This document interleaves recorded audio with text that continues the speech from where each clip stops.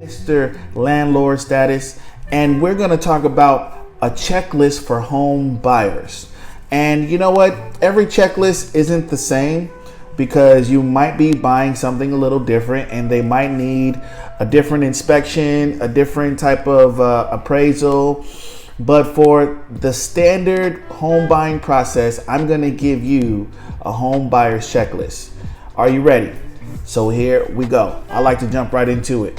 Oh, for those of you that do not know me, I'm Charles Sanders, Mr. Landlord Status, and I've been in real estate for about 5 years. I was in property management first, managed over 200 properties, 400 tenants.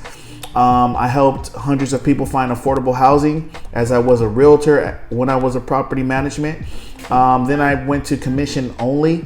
I became an agent and helped tons of people become first-time home buyers. I helped my investors extend their portfolio by buying more investment property. Before that, I was in law enforcement for 13 years. I was a cop for 6, and I was a detention officer for 7, which is kind of like corrections. But enough about me. Let's get into this checklist. So, number 1, first you need to go get a buyer's consultation if you're looking to buy. That's when you find a buyer's agent. This is what I recommend. Not a lot of people do this, but I recommend you go find an agent first, and then that agent will take you to a highly recommended lender, someone who's going to take care of you and find out what you qualify for as far as getting a loan. Then once you qualify and everything's on the up and up with your credit and your debt to income ratio with the lender, you can go shopping. And once you go shopping, you find a house that you like, then you write a contract. Your agent writes a contract, you guys go over it together. They submit it to either the seller or the seller's agent.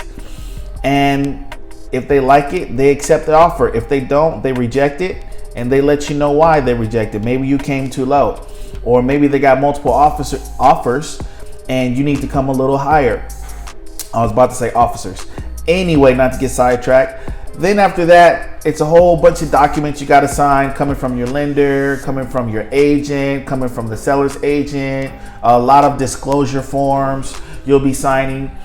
But things that you have to do is you got to get an inspection next. Once they accept the offer, you got to find someone who's going to inspect the home, a certified inspector, and that they can go in there and inspect the house.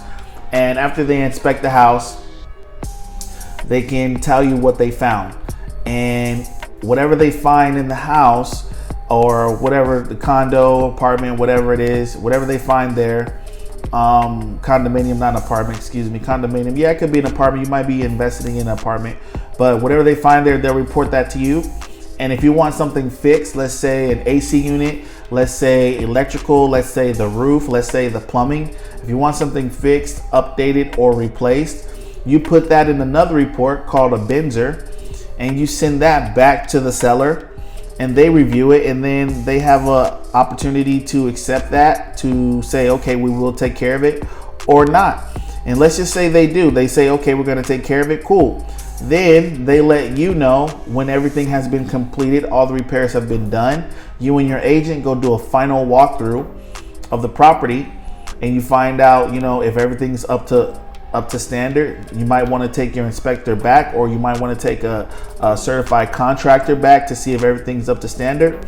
And then let's say you find that everything is done. You go to a title company, you sign your final closing documents, and you get the keys.